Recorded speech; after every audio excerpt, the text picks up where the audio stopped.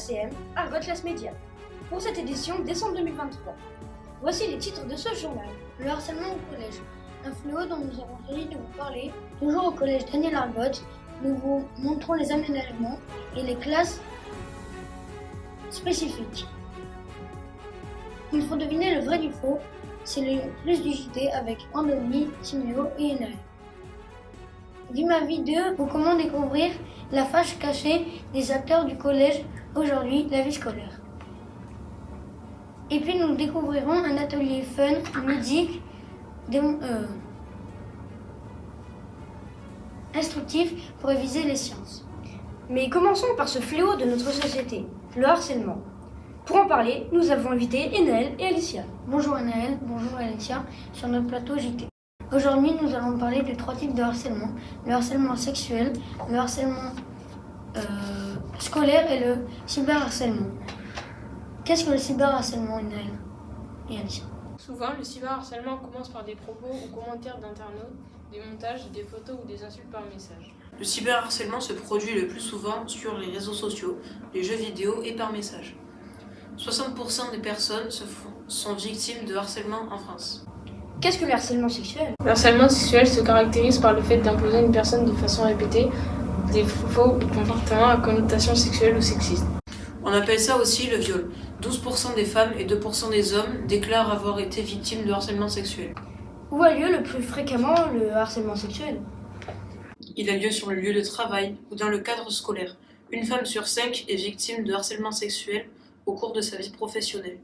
Et 20% des Français déclarent connaître au moins une personne ayant été victime de viol. Qu'est-ce que le harcèlement scolaire? Le harcèlement scolaire est défini comme une violence répétée qui peut être verbale, physique ou même psychologique. 6 à 10% des élèves se font harceler en France. Le 9 novembre s'est d'ailleurs tenue la journée nationale de lutte contre le harcèlement scolaire. Voici ce qui s'est passé au collège. Le jeudi 9 novembre, c'était la journée de lutte contre le harcèlement. Pour sensibiliser la communauté éducative au phénomène de harcèlement dans le milieu scolaire, la journée nationale de lutte contre le harcèlement est organisée chaque année au mois de novembre. Cette journée est l'occasion de rappeler combien la prévention et la lutte contre le harcèlement sont fondamentales. Au collège, ce jour-là, un code vestimentaire a été donné, le dress code. Il constituait à s'habiller en bleu pour montrer notre engagement. La journée a été ponctuée de plusieurs actions. Le mur d'expression et fresques pour l'ensemble des élèves au foyer, l'arbre des mots contre le harcèlement à l'entrée du collège faite par les élèves ambassadeurs, l'intervention en classe auprès des élèves de 6e par la CPE, l'assistante sociale et l'infirmière, et l'intervention en classe auprès des élèves de 5e, 4e et 3e par les profs avec un questionnaire. Partons maintenant à la découverte des dispositifs et des classes spécifiques au collège Daniel Argot. Nous faisons un reportage sur les sections d'enseignement spécialisées du collège Daniel Argot. Cela fait combien d'années que vous êtes directeur au sein du collège Daniel Argot? Alors, je suis directeur au collège ici depuis septembre 2022, mais pendant des années avant, j'étais professeur ici. En SECPA, combien y a-t-il d'élèves par classe environ? Alors, généralement, on en dit qu'il y a autour de 16 élèves par classe, et il y a 55 élèves cette année ici en SECPA au collège. Cela fait combien d'années que la SECPA existe en France et au collège Daniel Argot? Alors, la SECPA, elle existe comme partout en France depuis 1998. Cela veut dire quoi le mot SECPA? Alors, les lettres de SECPA veulent dire section d'enseignement général, professionnel, adapté. Merci d'avoir répondu à toutes nos questions. Nous faisons un reportage sur les sections spécialisées du collège Daniel Argot. Qu'enseignez-vous comme matière? Donc moi je suis professeure des écoles à la SECPA et j'enseigne des mathématiques, de l'histoire-géographie, enseignement dans les civiques, de l'art plastique et des sciences. Et je suis sur les niveaux 6e et 5e. Ok. Pourquoi avez-vous décidé de travailler en SECPA? Au départ, c'est un peu le hasard. La première année où j'étais enseignante, il y avait dans mon école une Ulysse. Donc j'avais fait un remplacement dans l'Ulysse, ça m'intéressait. Puis on m'avait parlé de la SECPA, que je ne connaissais pas. Donc l'année d'après, je me suis dit, je vais tester. Et le test m'a plu et je n'ai fait ensuite que des classes de SECPA. Cela fait combien d'années que vous travaillez en SECPA dans ce collège? Alors dans ce collège, c'est ma 5e rentrée en SECPA. Et sinon, c'est ma 13e année en SECPA. L'année dernière, il y avait un enseignement mix avec les classes de 6e 2 et la SECPA. Cela est toujours d'actualité. Donc c'est toujours d'actualité pour 1 heure par semaine dans le cadre du soutien approfondissement qui est valable pour tous les élèves de 6e de France. Et donc on a la 6e 2 qui est en barrette avec la 6e 1 et on fait 4 groupes. Donc il y a des élèves qui font du français approfondi avec Mme Caminade, des élèves qui font des mathématiques avec M. Cruzaleb, et 2 groupes qui ont besoin d'un peu plus de soutien avec M. Larec et moi qui sommes spécialisés en SECPA. Ok, quelle est la différence entre les SECPA et les classes générales? La différence, c'est l'adaptation. On est sur les programmes du collège. On fait là par exemple le programme de 5e général. Mais on adapte, c'est-à-dire qu'il y a des choses qu'on va voir moins vite, des choses où on va aller moins loin.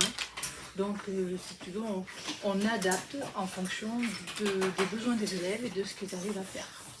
Ok, merci beaucoup pour nos réponses à nos questions. Je t'en prie, merci de t'intéresser à la SECPA. Un peu d'humour et de légèreté, ils vous font décrypter quelques infos ou intox. Voici maintenant le plus de cette édition. Le vrai ou faux?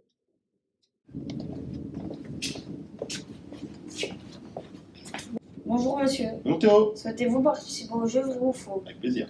D'accord, nous allons vous présenter des infos. Certaines sont vraies, d'autres seront fausses. À vous de trouver si l'information est vraie ou fausse. Première question. François Hollande montre ses talents de footballeur devant les jeunes en délire. Vrai ou faux? Vrai.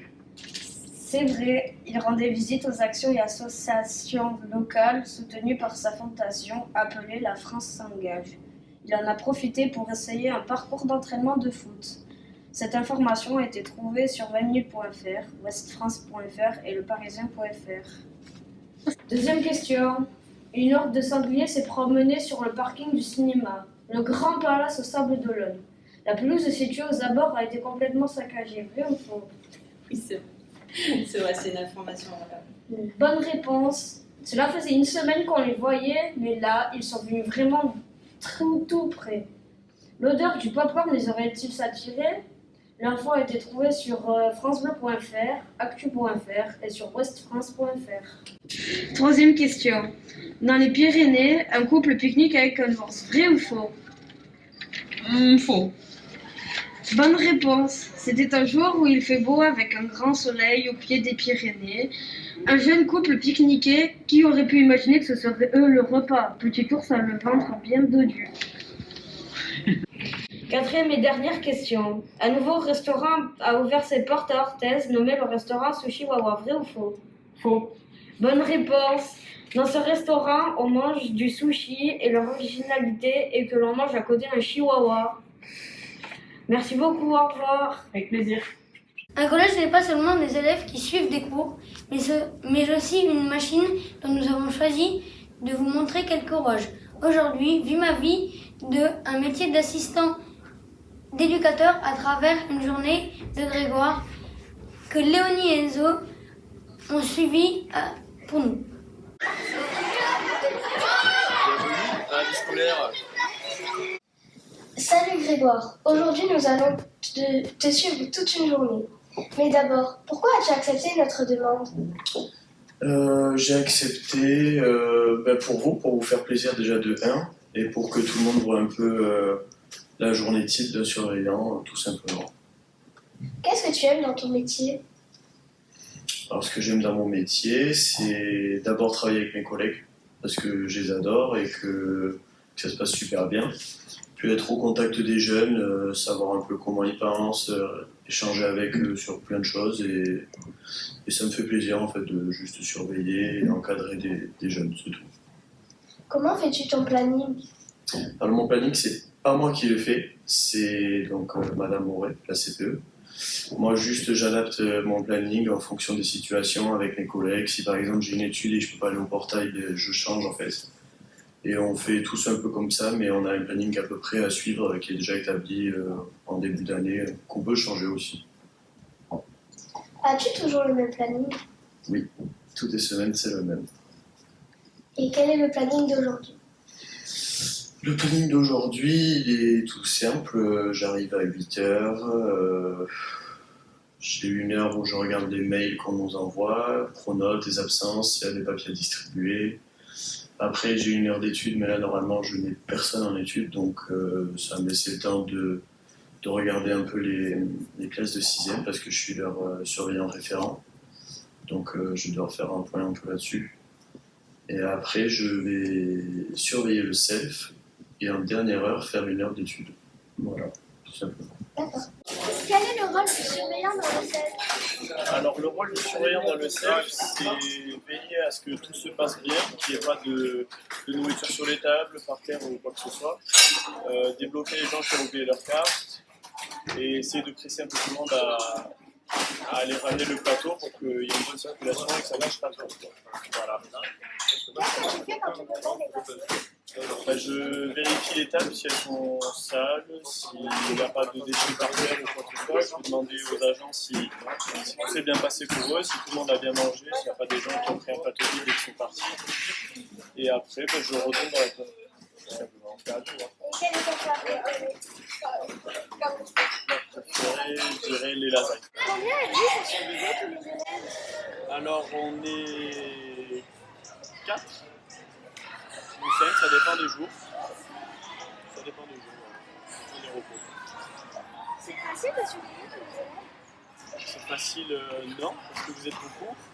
Vous êtes en général en forme, mais on essaie de s'adapter tout le temps en fonction des élèves et tout ça, donc oui, ça va.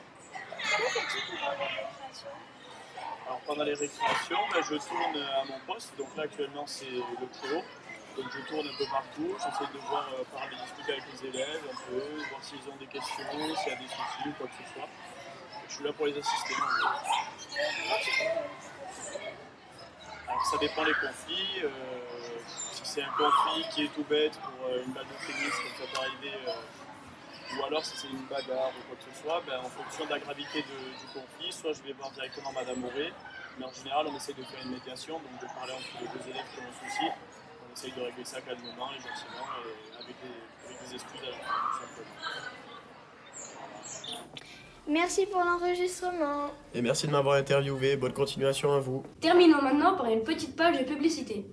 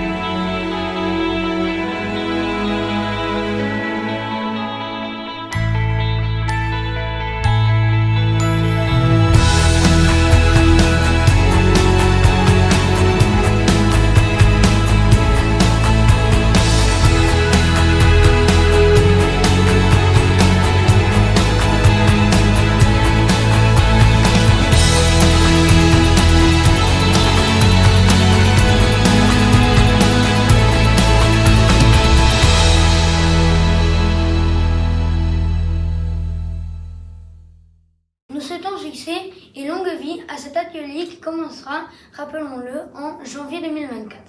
Pour plus de renseignements, Madame Penouille pourra vous répondre. Suivez également l'affichage au collège, notamment à la vie scolaire. C'est la fin de cette édition. Merci de nous avoir suivis. Vous pouvez nous retrouver sur la chaîne YouTube d'Albos Class Media. Merci de votre fidélité. Bonne journée, à bientôt.